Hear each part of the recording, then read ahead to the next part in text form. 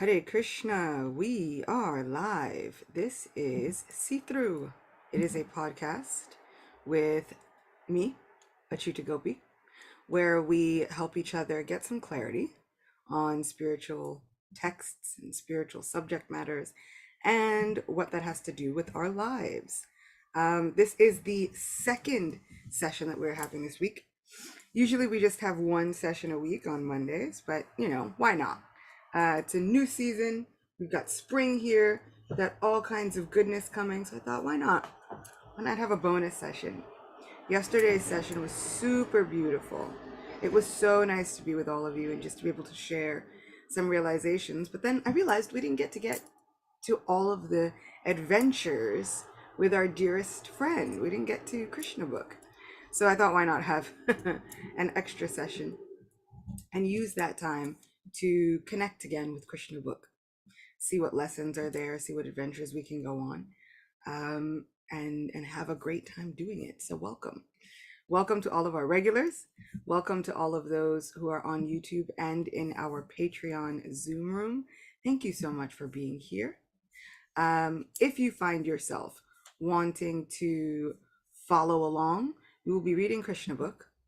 It is available online for anyone to read for free, and I'll be putting the link for that in the chat in YouTube and also in Patreon.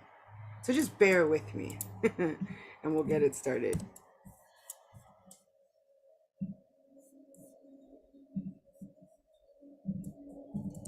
Perfect. So now that we are just about ready to begin, let's chant some mantras and purify this space and invoke the presence of our dearmost best friend. Om Ajnanatimirandasya Gyananjana Shalakaya Chakshurunmilitam Yena Tasmai Shri Guruve Namaha.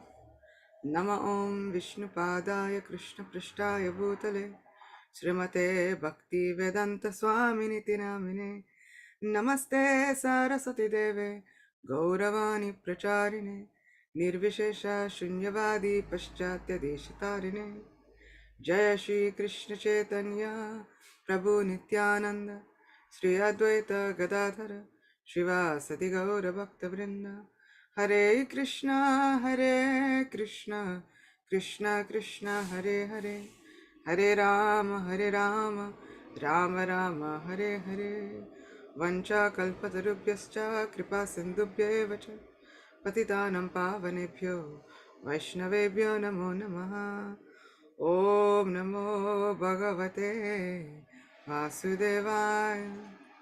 Om Namo Bhagavate Vasudevaya.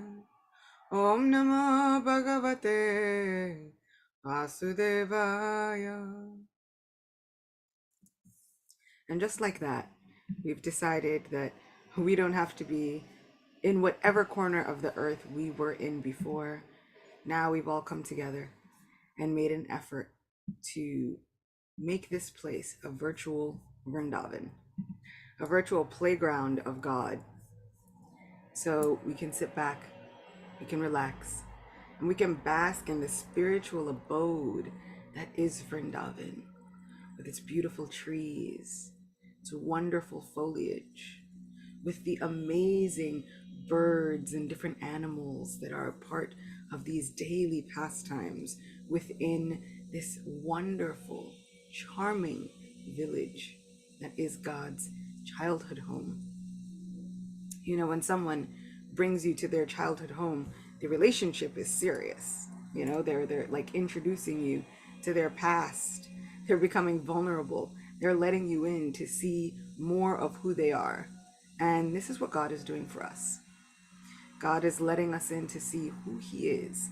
He's being vulnerable with us. Now it's up to us to reciprocate and likewise be vulnerable with our Supreme Best Friend. So this is chapter 18, Killing the Demon, Pralambasura. So Krishna goes on many adventures, quite often. And what's been happening is Krishna is currently being like hunted by his uncle. Kamsa, who ultimately heard there was a prophecy. A voice from the sky simply proclaimed one day that the eighth child of Kamsa's sister Devaki would kill him. Kamsa got very, very afraid, and he kind of became obsessed with rooting out this threat to his existence. And so he locked up Devaki and Vasudev, the biological parents of Krishna, in a jail cell. And he commenced in so many ways trying to kill this child, which was to be his own death. So we've seen so many demons come and go. We saw Putana, who was a witch who came when Krishna was just 3 days old. We've seen Trinavarta, who was a whirlwind demon, Bakasura, who was a big crane kind of demon, Agasura, who was a big snake, eight miles long. So we've seen so many demons come and go. And all of them have been liberated by Krishna. And liberated is kind of a fancy word. They died, you know? But we've seen so many demons come and go. So now let's see what happens with this Pralambasura. After extinguishing the devastating fire, Krishna, surrounded by his relatives, friends, cows, calves, and bulls, and glorified by their singing, again entered Vrindavan, which is always full of cows. So in our last chapter that we read 2 weeks ago, well, just last week actually, Krishna had to extinguish a forest fire for his family and friends, and he did so by swallowing it. Because Krishna is always amazing, isn't he? Like, you know, one would think there could be a rain shower, but no, he's going to do it in the most extra way possible. So he swallows it. And this gives us so much hope. We are fighting against these kinds of firestorms in our lives in so many different ways, but it's nothing for Krishna to handle. It's nothing for our Supreme Person to be able to handle for us. While Krishna and Balaram were enjoying life in Vrindavan, in the midst of the cowherd boys and girls, the season gradually changed to summer. The summer season in India is not very much welcomed because of the excessive heat, but in Vrindavan, everyone was pleased because summer there appeared just like spring. This was possible only because Lord Krishna and Balaram, who are the controllers even of Lord Brahma and Lord Shiva, were residing there. So this coming of this summer season in Vrindavan is what just happened, basically. This summer season started making its appearance, and we celebrated a day known as Akshaya Tritiya, which was just over the weekend. This Akshaya Tritiya is a wonderful, wonderful festival. The amazing thing about Vrindavan is everything is a festival.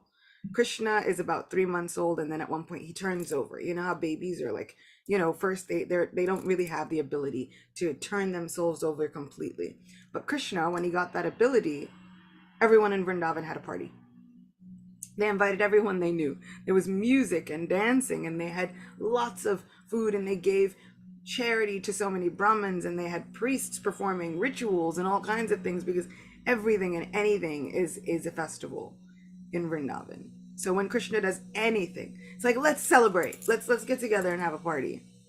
And so this is the way that Vrindavan has been going. So even with the coming of each season, it's like, there's a new season, let's have a party. Why not? So this coming of summer, this coming of the hottest hot season, is made very beautiful because Krishna is there, because God is there. And when God is there, why not have the best of parties? So Akshaya Tritiya, Akshaya means never diminishing, never lessening. So it is said that anything that you do on that day has a good foundation for perpetual growth. So a lot of people like to buy wealth on that day because that means their investments will just always grow. But when you participate in spiritual activities, it grows an infinite amount.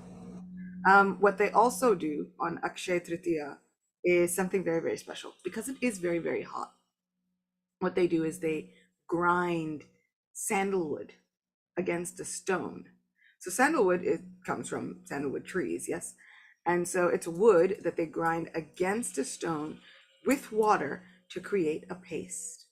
They add to that paste saffron, sometimes camphor, and different, sometimes a few different oils to make it smell really nice. And then what they do with this sandalwood paste, which is also called Chandan, is they cover the body of the deity. They cover Krishna's body with this sandalwood paste. Okay, why? Because it is actually very cooling.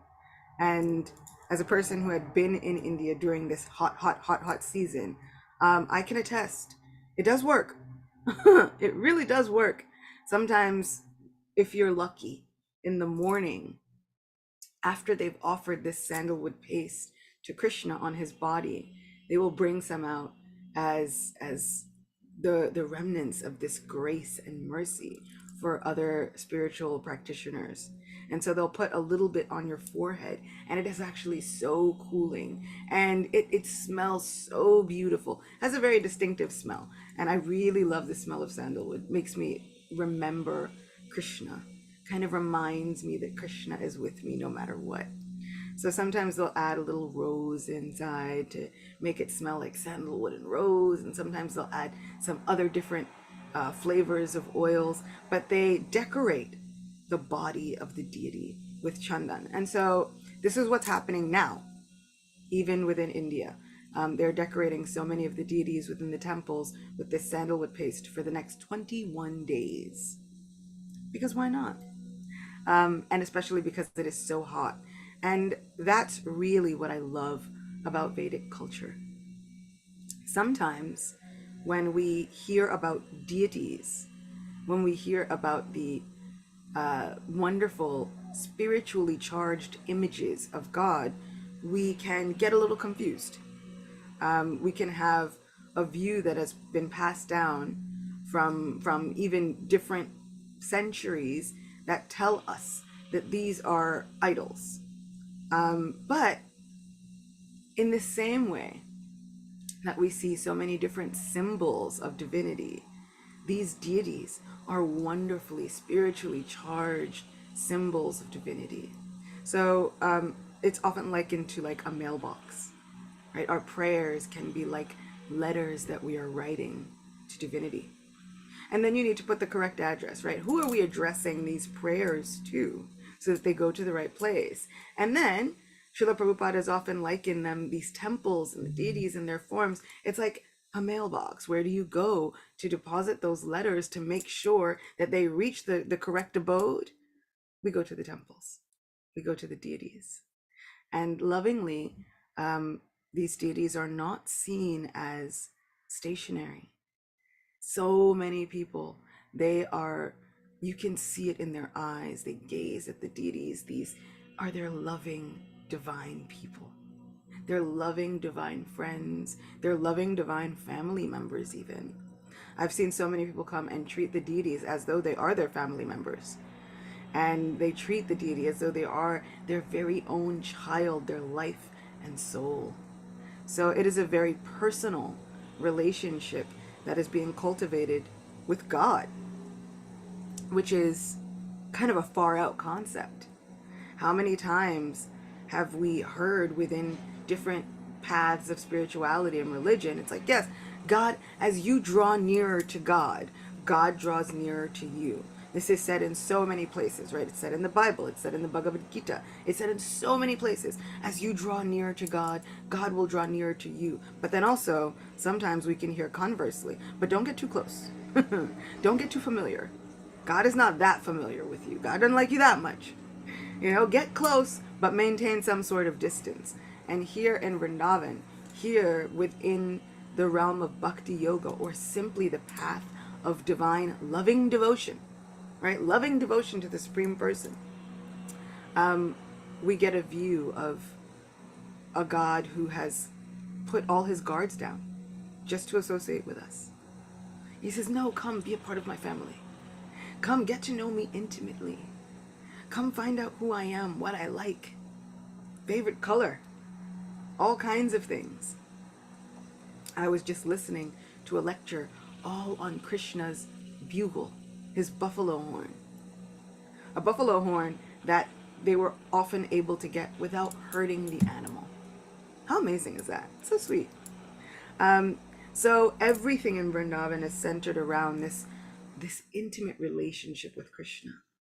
So even the seasons are having an intimate relationship with God, and they're manifesting just to give joy to Krishna's heart. So even though summer is characterized by very, very hot temperatures, something like you could get 110 degrees many days, like that's a norm, which is a lot for those of us that work with the Fahrenheit. Okay, we understand. But it gets very hot. And so they cool everybody down with sandalwood paste. And it's a festival. And people spend so many days and hours grinding this sandalwood paste because it takes such a long time. It used to be one of my favorite things to do because it's such an intimate service. But it also takes a really long time. Grinding this wood against stone and with this water. And you could be grinding for like 10 minutes and what will come out is little bit of paste. And then you grinding. And then the next 10 minutes, just a little bit of paste. So there's so much endeavor. And it's almost like distilling our devotion, right? You get this concentrated, thickened form of devotion as we are grinding. And so many times, I think about what that means for me. I looked out my window and there's a bird trying to build a nest on the windowsill. You can see it has like twigs in its mouth and it's trying to build a nest, possibly on top of my air conditioner. But for a while it was just sitting there listening to Krishna Katha, which is kind of cool. So you grind this Chandan for a long time, and I was thinking, what does this mean for me? What does this mean for me when the season gets hot, right? When the heat enters into my life and I feel like my heart has all of these things in it, and then you take it and then Krishna does what he does, right? With the life lessons, he grinds the heart. So sometimes we can feel like, I don't have so much devotion. Where's my feeling for God? My heart feels like stone. Yeah. And then he takes the devotion and he grinds it against our stone-like heart. But what comes out is the most fragrant, most cherished, most expensive offering ever. This sandalwood paste is so precious. And so this is the devotion that comes after all of these lessons. The grinding does not feel great. I will admit the grinding really feels intense. It feels like grinding. But the paste that comes out is such an offering of devotion from the heart. So when we go through our life lessons, they're going to grind us anyway. So instead, I want to harness what's already happening into an offering of devotion. Oh Lord, these hurdles and these obstacles are already coming upon me. Let me find a way to offer every lesson up to you as an offering of devotion, so that maybe you will adorn your body with these lessons, with my heartfelt prayers. And in doing so, once you adorn your body with it, then my life will be filled with the aroma of your very own body, the aroma of your love and your mercy and your blessings. So for me, Chandan is always an analogy that I like to use, because the lessons of life will come anyway. What do we do with them when they get here? So let's find out more about what's happening in the summer season, which appears like spring, because wherever Krishna is, it's going to feel nice and cool and breezy. So it appeared just like spring. This was possible only because Lord Krishna and Balaram, who are the controllers even of Lord Brahma and Lord Shiva, were residing there. In Vrindavan, there are many falls which are always pouring water, and the sound is so sweet that it covers the sound of the crickets. And because water flows all over, the forest always looks very green and beautiful, The inhabitants of Vrindavan were never disturbed by the scorching heat of the sun or the high summer temperatures. The lakes of Vrindavan are surrounded by green grasses, and various kinds of lotus flowers bloom there, such as the Kalara, Kanjotpala, and the air blowing in Vrindavan carries the aromatic pollen of those lotus flowers. So a kanja is a kind of lotus. And if anybody was with me during Ram Navami, we were singing different prayers to Sri Ram.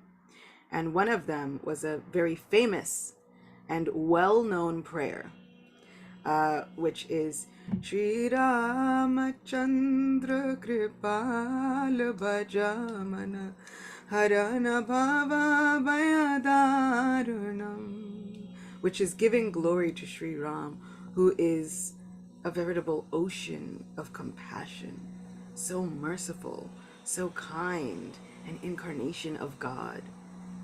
And one line describes Navakanja Lochana Kanja Mukakara Kanja Pada Kanjarunam.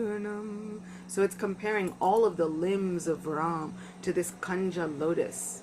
Right? Navakanja Lochana, he has eyes like a fresh new lotus. Kanja Mukakara, like a face, like a blooming lotus, and he has beautiful lotus feet. It's really amazing. Bhakti Yoga puts such an emphasis on the mercy that comes from the feet of divine personalities. And it can be a little bit new and strange if you have not been in Bhakti Yoga. And it's like, what is the obsession with you people and feet? But it is such a humbling place to put yourself. It is such a humbling attitude to take. I will take the dust from your feet and understand that it is like a touchstone, and I will place that dust to my head. How incredible is that? You know, just the act of even touching somebody else's feet is like, whoa. You know, you've really got to move your ego out of the way. And then to take those feet or the dust of someone's feet and place it on your head is even more humbling. Even you're taking a position of, this person is infinitely so precious to me that I will place them in such a high position above me, that I will place their feet or the dust of their feet on my head. Right? We hear about Jesus having his feet bathed and anointed with oil. We hear about Jesus bathing the feet of disciples. During Holy Week, one of my friends, who has been a lifelong Krishna devotee, during Holy Week went to a church. Because sometimes we like to go and see how our friend is worshipped in so many different places. And he came back, I said, how was it? He said, oh my gosh. And you know, he's younger than me, and he's like, you know, I saw something that I'd never seen before. I walked in, and all of a sudden they were asking, you know, is anyone here willing to have their feet washed? And I said, did you do it? He said, yeah, I did it. He's like, you know, he said, I can only imagine that it might have been humbling for the priest. He said, but it was humbling for me too, to be honored in that way. And it is such a high honor. And I thought, and what I said to my friend was, I said, you know, this is something that Vaishnavas or worshippers of Vishnu would do for each other all the time. And I feel as though we should bring that honor back. It puts us in the right frame of mind. It really gives us perspective. It makes it more difficult to be more knowledgeable or higher than anybody else when we have taken the time to honor somebody else by washing their feet. Such a great honor, and such an intimate way of creating a spiritual atmosphere. So it was kind of beautiful that every year during Holy Week, this happens to commemorate how intimately associated Jesus was with different disciples, and how this culture of spirituality is permeating the entire world if we allow it, if we let it. So this is the obsession with lotuses and lotus feet, even within spiritual culture. And it kind of doesn't even matter which spiritual culture you go to. It is an honor that is given to the highest people, the most dear ones. So I feel like, wash your friend's feet. See if it doesn't bond you closer. So these are the different kinds of lotus flowers that are blooming within Vrindavan, the Kanja lotus. When the particles of water from the waves of the Jamuna, the lakes and the waterfalls touched the bodies of the inhabitants of Vrindavan, they automatically felt a cooling effect. So it's almost like Vrindavan was creating its own air conditioning. You've got the breeze carrying the droplets of water, and then you've got this beautiful Chandan, which when the breeze hits it, creates an even more nice cooling feeling and sensation on the body. So everything is making the atmosphere just pleasant, like spring, like it is right now in New York. Therefore, they were practically undisturbed by the summer season. Vrindavan is such a nice place. Flowers are always blooming, and there are even various kinds of decorated deer. Birds are chirping, peacocks are crowing and dancing, and bees are humming. The cuckoos there sing nicely in 5 kinds of tunes. That one paragraph always seemed like so much poetry from Srila Prabhupada and from our previous acharyas. Sometimes I feel like there's so much philosophy, and then you get these beautiful nuggets of pure poetry that just describe God and describe God's abode, and it creates such a beautiful picture. It's like you can hear it in your mind, the sound of the rushing waves. You can hear the sounds of the river going by. You can hear the sounds of beautiful streams and lakes. You can hear the sounds of water birds on the banks of those rivers. You can hear the sounds of parrots in the trees. You can hear the crowing of the peacocks. As you see them walking around, you see them shaking out their tail feathers, charming one another with their beautiful plumage. You can feel the breeze of Vrindavan. You can smell the different fruits and the way the aroma is carried on the breeze. You can hear the buzzing of many different bees, and it creates a very pleasant sound. This is Vrindavan. How incredible.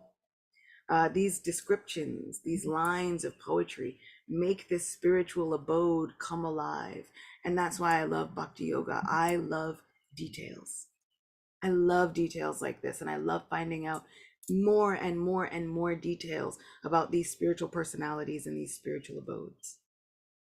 Krishna, the reservoir of pleasure, blowing his flute, accompanied by his elder brother Balaram and other cowherd boys and cows, entered the beautiful forest of Vrindavan to enjoy the atmosphere. They walked into the midst of newly grown leaves of trees whose flowers resembled peacock feathers. They were garlanded by these flowers and decorated with saffron chalk. Sometimes they were dancing and singing, and sometimes wrestling with one another. While Krishna danced, some of the cowherd boys sang and others played on flutes. Some bugled on buffalo horns or clapped their hands, praising Krishna. "Dear brother, you are dancing very nicely." Actually, all these boys were demigods descended from higher planets to assist Krishna in his pastimes. The demigods, garbed in the dress of the cowherd boys, were encouraging Krishna in his dancing, just as one artist encourages another with praise. Up to that time, neither Balaram nor Krishna had undergone the hair-cutting ceremony. Therefore, their hair was clustered like crow's feathers. Their hair was very long and very thick. How cute are they? They were always playing hide and seek with their boyfriends, or jumping or fighting with one another. Sometimes, while his friends were chanting and dancing, Krishna would praise them. "My dear friends, you are dancing and singing very nicely." Isn't that the goal? What a goal.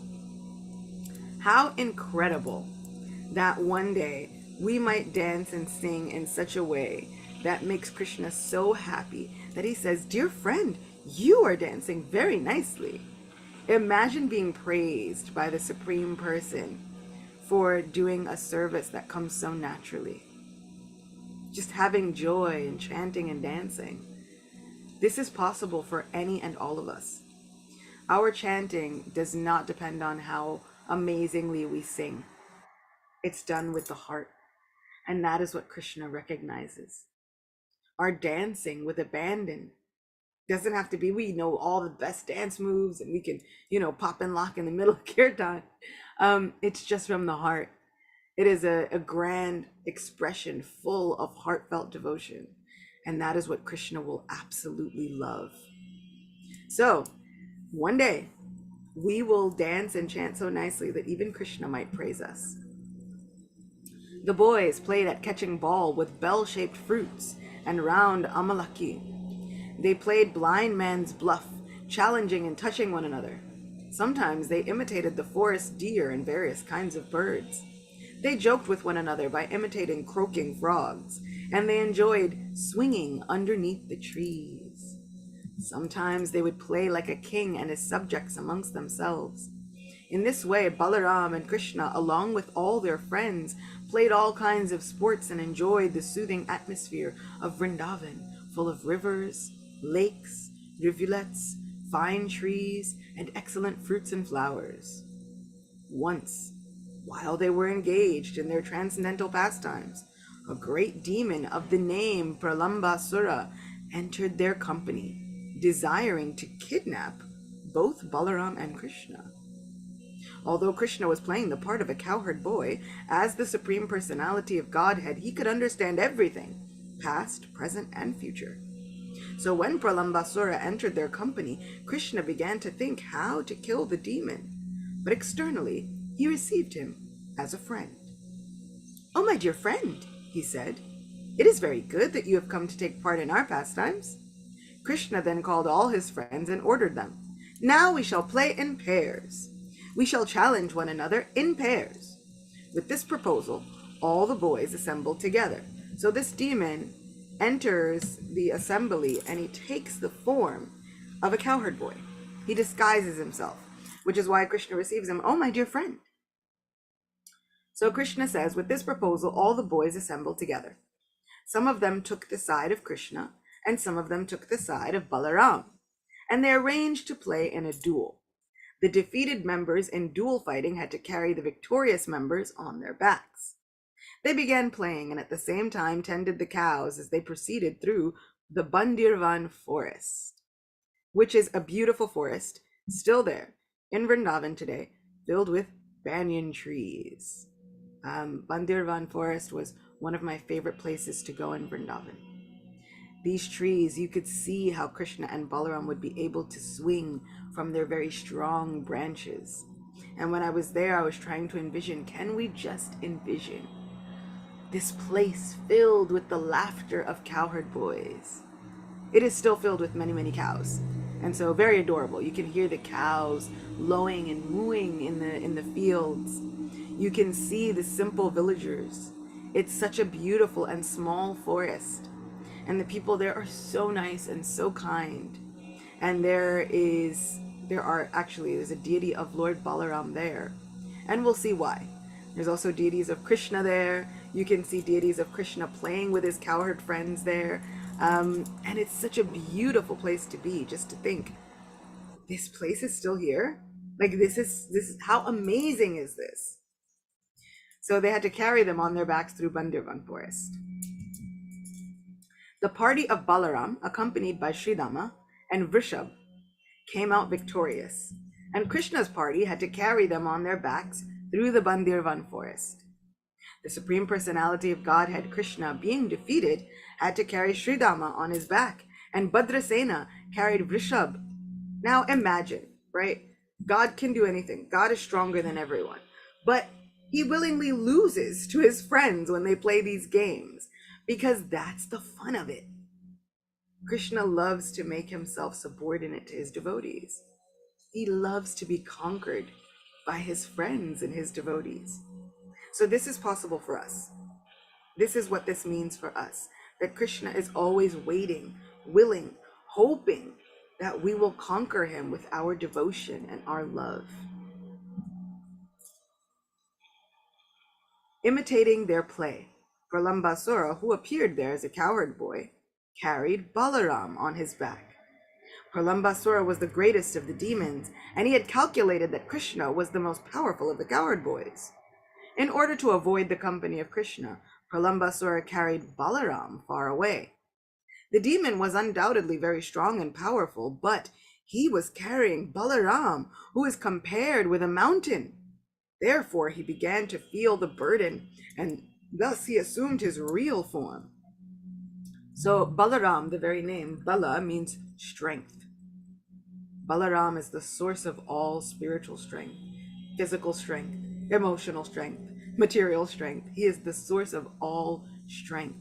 He is strong and heavy. And Ram means that he is a reservoir of pleasure.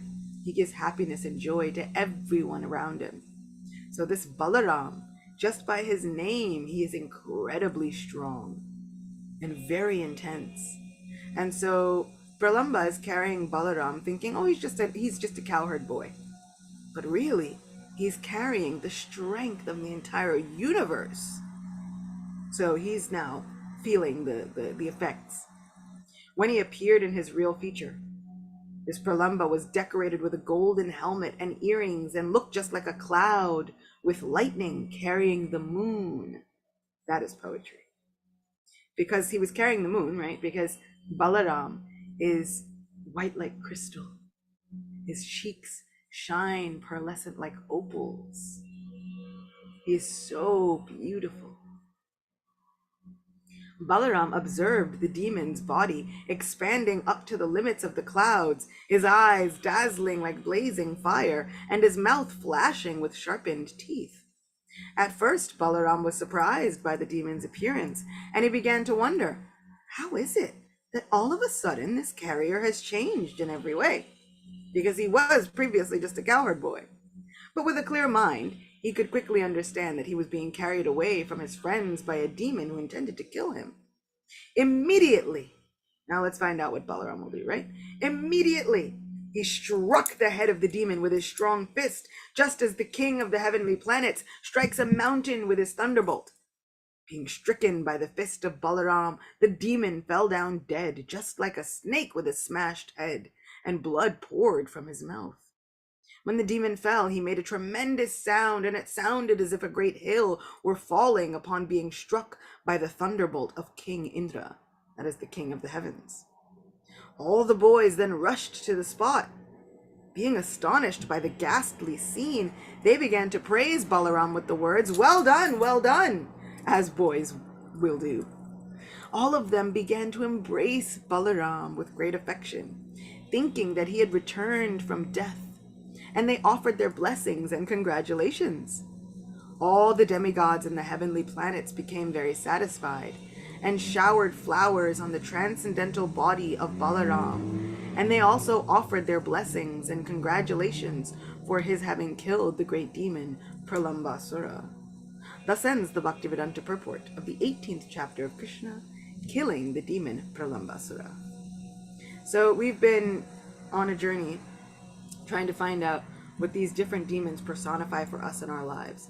Srila Bhaktivinoda Thakur, our celebrated saint and spiritual teacher, he writes profoundly that this Pralambasura demon kind of means and signifies for us lusty inclinations and desire for personal gain or honor.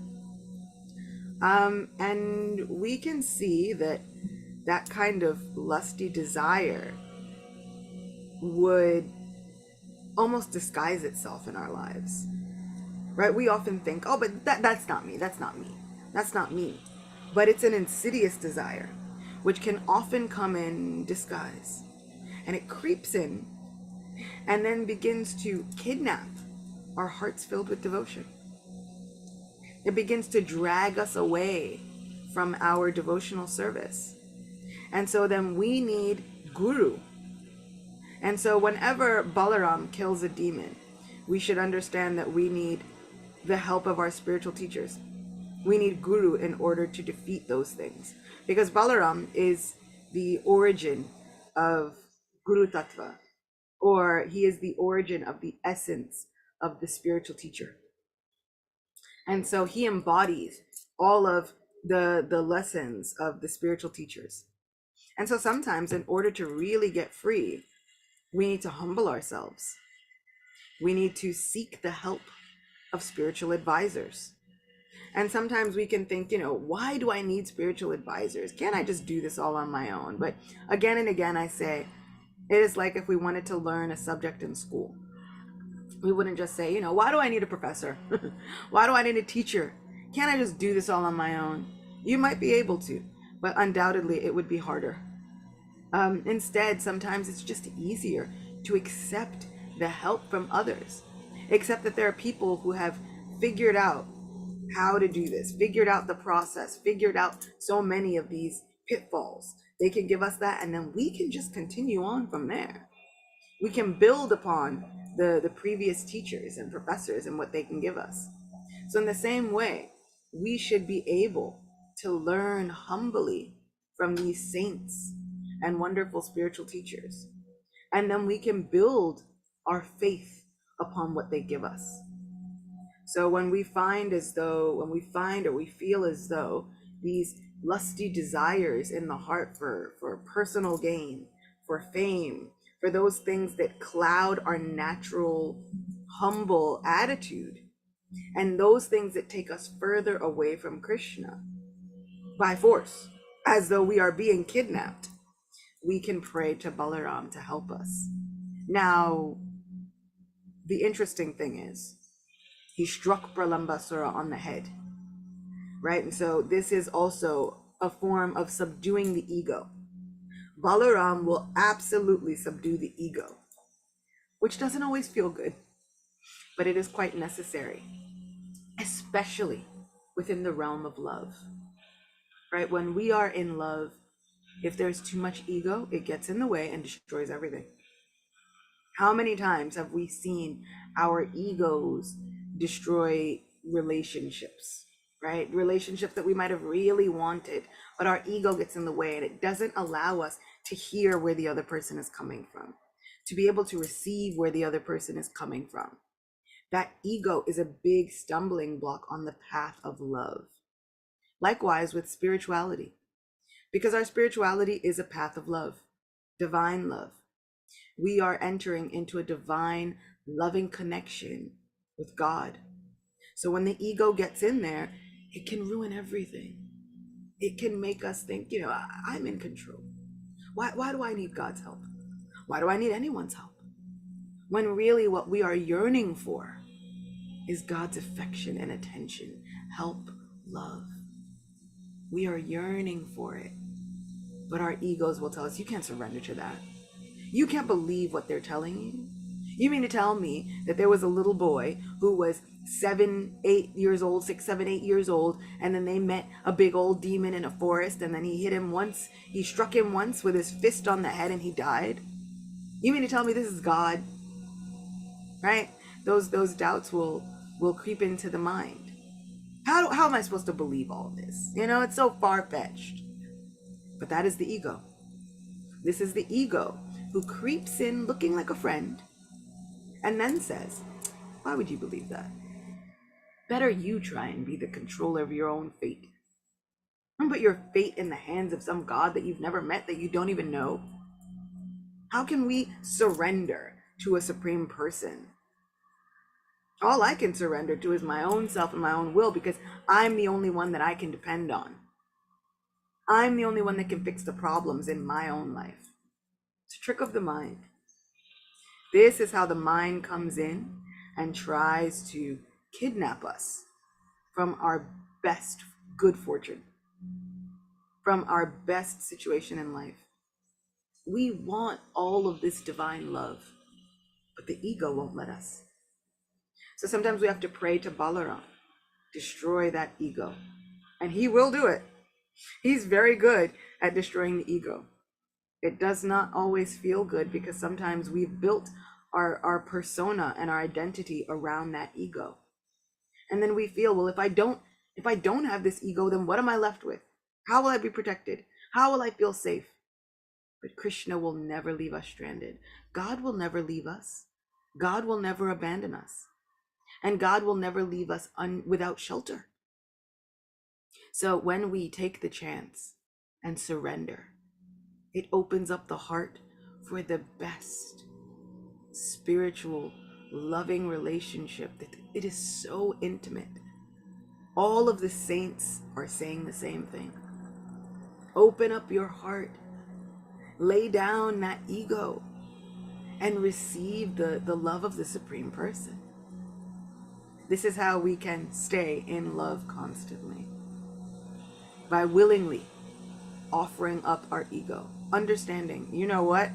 I've seen enough of this world. I am not in control. I am not the controller. I am not the end all be all. Krishna, I know it's you. Oh my Lord, I know it is you. I lay down my ego, which tells me that I should be in control, that I should get all the praise and worship. I lay down that ego at your feet. Please just accept me. Accept me as I am. Now, wonderful thing is that when God accepts us as we are, He really does accept us as we are, with our faults, even with our doubts, right? The doubts are going to come up. That is not surprising for God. God is seated within the heart. God knows already the things that we are thinking, even and feeling before we think and feel them. It's kind of like, Santa Claus is coming to town. He knows when you're sleeping, and He knows when you're awake, and He knows when you've been bad or good. But here, God is not waiting for an opportunity to judge us. God is not sitting in the heart waiting for this opportunity for us to disappoint Him. In fact, God is never disappointed. Not with us. Sometimes God feels sad when we push Him away. Feels like all I've wanted is to benefit my friend, and I can't because they won't allow me.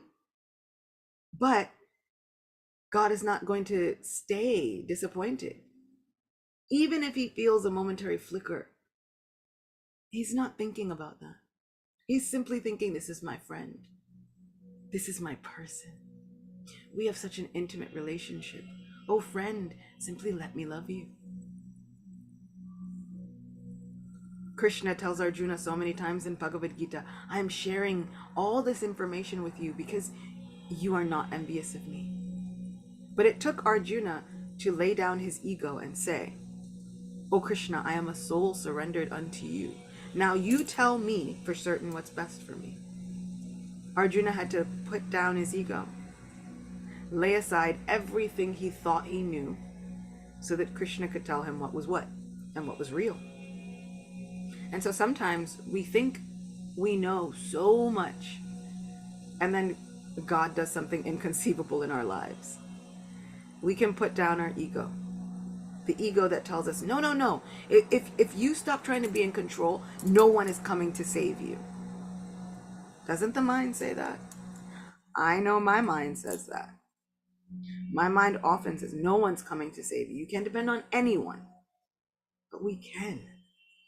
The mind is working from a place of fear, not faith. I am working on getting my mind to operate in faith. My heart is operating from faith, trying desperately, fighting with the mind, who does not want the heart to operate from faith because we've been too hurt. We've been too hurt before. We've had experiences and they haven't turned out well. How can we keep operating in faith? No one's coming to save you. Don't listen to the mind. Someone is coming. Our Supreme Friend is coming to save you. Already been saving you. My Supreme Friend has already been saving me. Each day I kind of like to journal about the miracles that I've seen. Have I seen miracles? Did I find Krishna magic this day? Even in maybe seeing a sequence of numbers. Even in seeing a sign in your day that only means something to you. That is spiritual magic. There is someone coming to save you. There is someone who cares about all of the turmoil that you're going through. Our Supreme Friend cares. Krishna cares. Krishna is all attractive. And so just as we are often thinking about Krishna and feeling anxiety for Krishna, as we are thinking about Krishna, Krishna is thinking about us. As we are feeling anxiety, worrying, Krishna is feeling anxiety for us. Krishna is always in anxiety, thinking about his devotees and how he can benefit them. Someone is coming to save you. I promise. Don't let the mind fool us with our egos, kidnapping our hearts filled with devotion,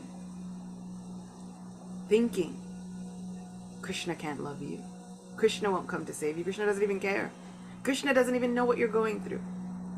Krishna knows. Our Supreme Person knows. God knows.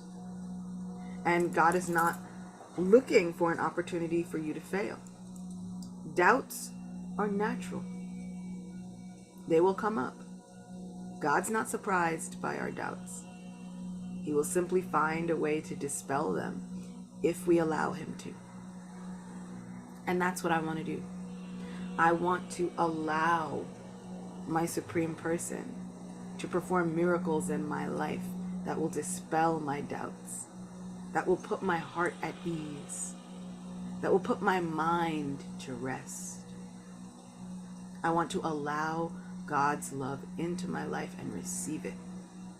I want to receive those blessings. Yesterday we were talking about Pingala, who was a prostitute.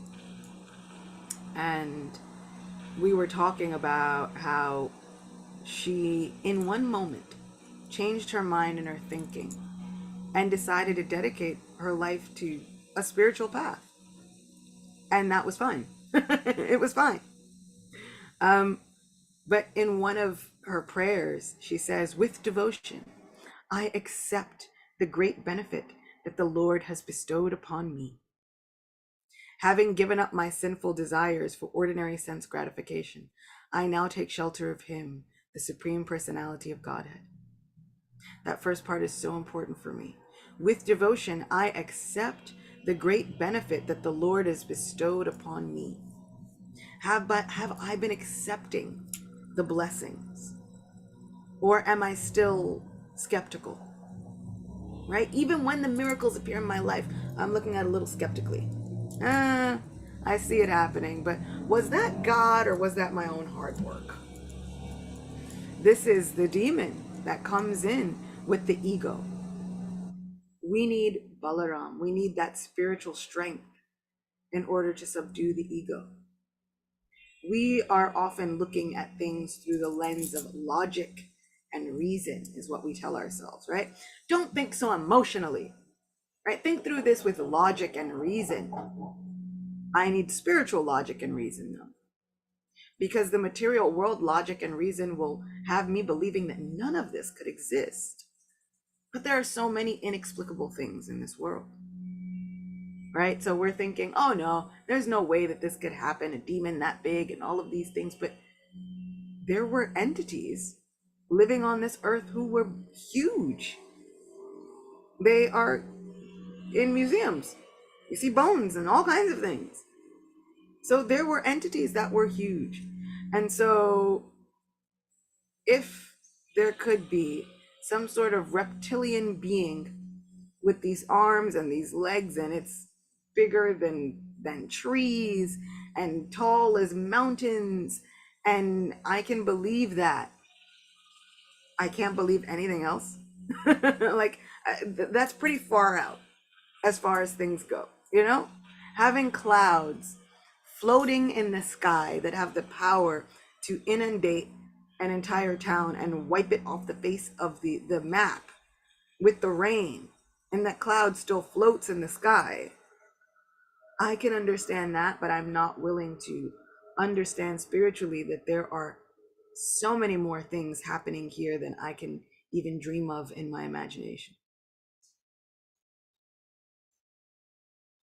You know, Shakespeare says there are more things in heaven than are dreamt of in your philosophies, right? Like it is beyond conception. It is inconceivable.